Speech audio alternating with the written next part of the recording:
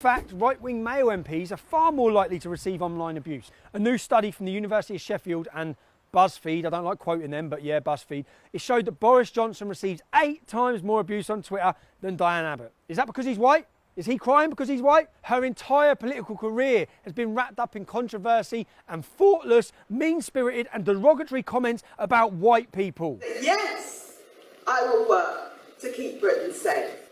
And I will also work to fight against racism, anti-Semitism, Islamophobia and anti-immigrant policy. She makes wild and sweeping statements, accuses innocent people of being racist, and then wonders why people take to the internet to give her a taste of her own medicine. She's also happy to tell blatant lies as long as it makes white people look bad. Look at the recent Justice for Rash campaign. If you can even call it a campaign. Hundreds of people took to the streets. They set fire to bins. They threw projectiles at the police. They claimed that a young black guy called Rayshon Charles was killed by the police. But evidence, yes, evidence, we like that, it says otherwise. CCTV footage shows that Charles was swallowing packets of drugs before resisting arrest. He fell ill and died in hospital. Diane then shared a platform with people holding signs claiming Charles was killed by the police.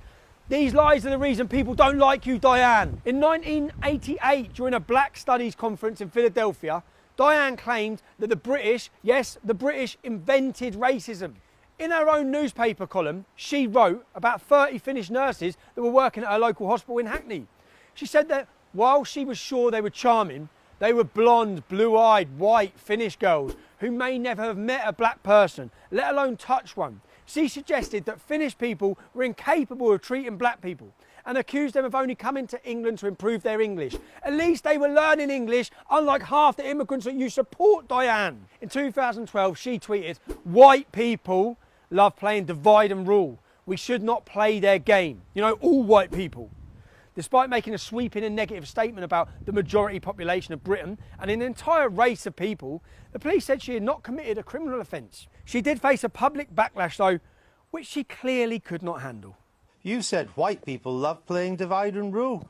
We shouldn't play their game. I could never imagine Michael saying that, changing that to saying black people love playing divide and rule. What happens, yeah.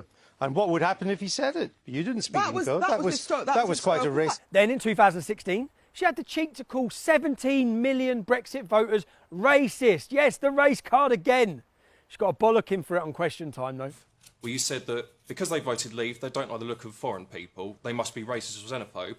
I voted to leave the European Union. That was on the ballot paper. It was not because of the colour of somebody's skin or their ethnicity or where they come from. It was to leave the European Union, and it was with so much distress. Her entire career is built on professional victimhood. She was a social justice warrior before there were social justice warriors. She can't do maths either. How much would 10,000 police officers cost? Well, over a 4-year period, we believe it'll be about £300,000. £300,000 for Sorry, 10,000 police officers. What are you paying them? She blames her diabetes for her disastrous interviews. And she regularly attacks the British people who welcomed her mother into their country as an immigrant nurse. Every defeat of the British state is a victory for all of us. Now, you were talking about a Northern Ireland context. A defeat in Northern Ireland would be a defeat indeed. Why did you say that? That was 34 years ago, and I said a number of things 34 years ago, and I now know better as a Member of Parliament of 30 years standing. So you take that back? I've moved on since 34 years ago. Have you? Do you take it back? I've moved on from 34 years. So I have to ask, if Diane really does receive as much abuse as she claims, should we really give a shit? Thank you for watching. If you like that and you want to see more, click like and subscribe.